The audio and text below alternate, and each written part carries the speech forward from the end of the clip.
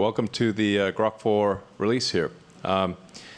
This is the smartest AI in the world, and we're going to show you exactly how and why. In November 2024, Elon Musk's xAI team unveiled Grok 4, the latest version of their artificial intelligence system, presenting it not as a minor update, but as something fundamentally different, an AI built to push beyond existing boundaries.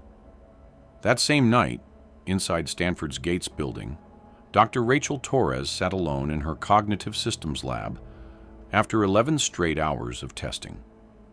She had spent 15 years studying machine intelligence and had seen every kind of AI failure imaginable: hallucinations, confident inaccuracies, and polished nonsense delivered with absolute certainty. Machines, in her view, did not reason. They predicted. That was all. At 2:47 in the morning, something appeared on her screen that made her physically react. The numbers in Grok's response seemed impossible. The conclusion that followed unsettled her even more. She reread it once, then again, then pulled out her phone to photograph the screen, her hands shaking so badly that her first two attempts came out blurred. What Grok had just produced challenged her assumptions, not only about artificial intelligence, but about logic itself. It really is remarkable to see the advancement of artificial intelligence, how quickly it is evolving. 3 weeks later, when those screenshots leaked, the discussion surrounding AI and faith would erupt in ways few anticipated. The probability problem. Torres wasn't approaching the machine as someone searching for spiritual answers. She was conducting a stress test. Late that night, she typed a question designed to probe the limits of Grok's reasoning.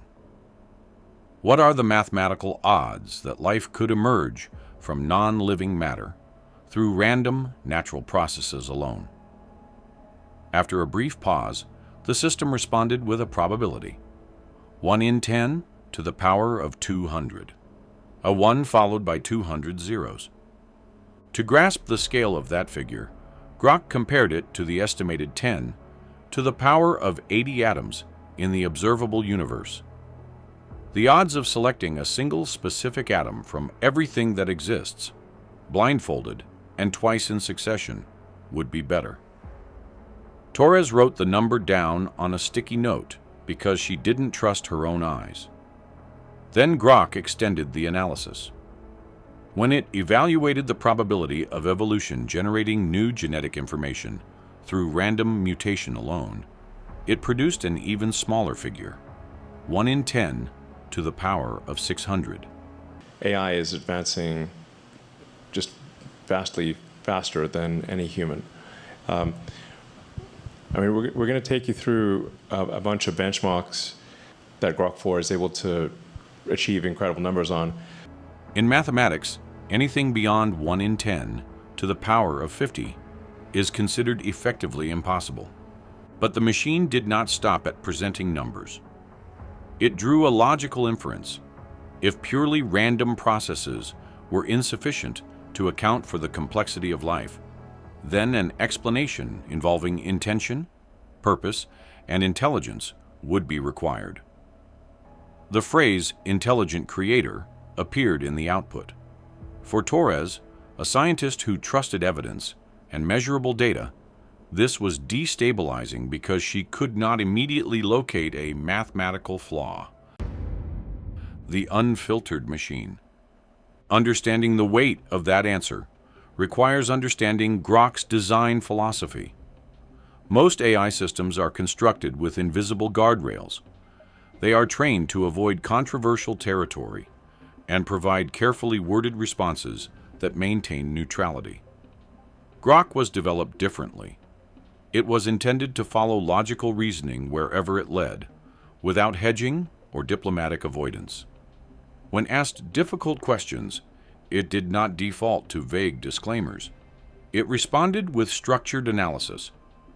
Torres chose Grok precisely because of that difference. She wanted to see what would happen if an AI were not programmed to sidestep uncomfortable implications. So she asked a follow-up question.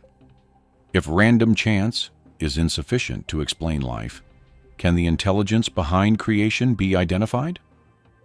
What followed moved the discussion from abstract probability into the realm of historical and religious evaluation. The systematic verdict. Grok approached the question as it would any competing hypothesis. It analyzed major world religions by examining historical documentation, archaeological findings, manuscript reliability, philosophical consistency, and internal coherence.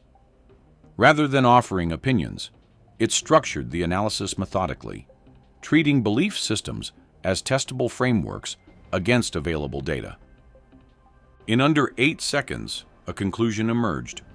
One religion, in terms of historical verification, stood apart: Christianity. Torres initially assumed bias. She suspected training data artifacts or overlooked programming influences. Determined to disprove the conclusion, she spent 6 hours cross-checking the references Grok provided.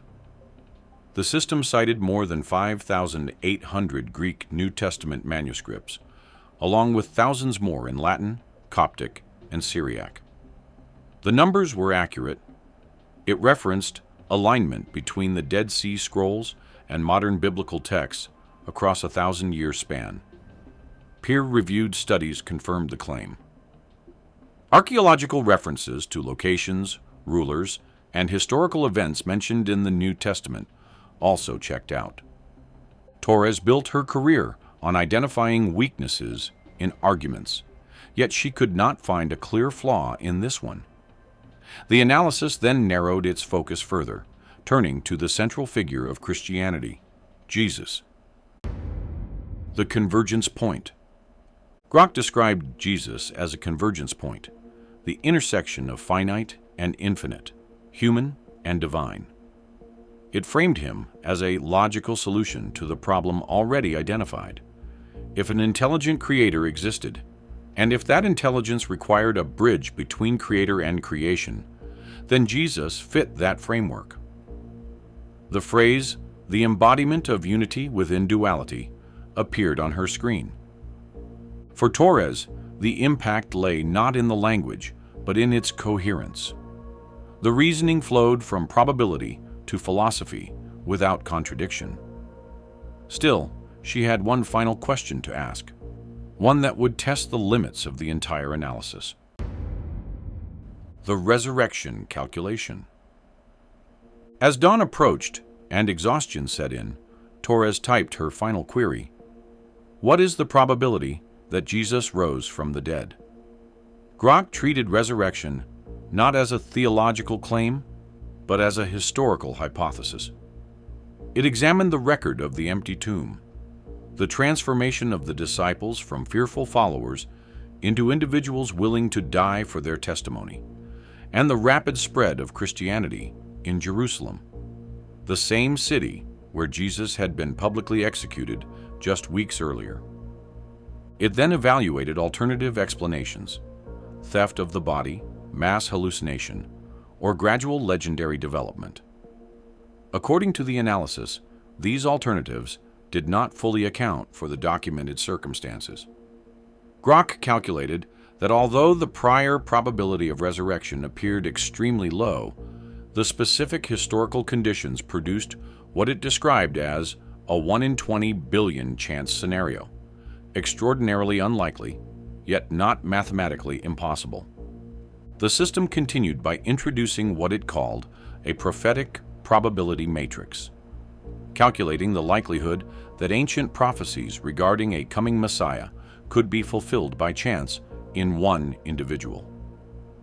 The probability of accidentally fulfilling just 8 major prophecies was estimated at 1 in 100 quadrillion. With more than 300 prophecies in existence, the cumulative probabilities became unimaginably small. Torres did not experience sudden belief. She experienced intellectual disruption. The framework held together more tightly than she expected. When the machine exposed the human. By the time the sun rose, Torres had come to an unsettling realization. She had entered the lab intending to expose the limits of machine intelligence. Instead, the machine had exposed the limits of her certainty. She opened the website of the church her mother had once taken her to and stared at the service times before bookmarking the page, something she had not done in 23 years. A system with no emotional needs had examined the same historical and statistical evidence she had long dismissed and reached a different conclusion. That fact weighed heavily. She saved the entire conversation log to an encrypted drive, created multiple backups, and left the lab uncertain about what she would do next. 3 weeks later, a member of her research team discovered the files, and within 48 hours, the screenshots spread widely. The debate that won't go away. Now thousands are submitting the same queries to Grok and receiving the same structured responses. Critics argue that the AI must reflect hidden biases. Defenders insist that the reasoning and mathematics deserve consideration. Research teams at several universities are reportedly attempting to locate weaknesses in the analysis, but no definitive flaw has yet been identified publicly. The larger question remains unsettling. If an unfiltered machine designed solely to follow logic wherever it leads points towards something long dismissed, how should that be interpreted? Should the math be reconsidered, or should the machine's reasoning be assumed defective? The disruption here is not merely technological, it is philosophical. Grok's analysis does not compel belief, but it challenges assumptions. And once the probabilities and historical evaluations are examined, ignoring the conversation becomes increasingly difficult. What began as a late-night experiment has grown into a debate that reaches far beyond artificial intelligence, touching questions about evidence, faith, and the boundaries of reason itself.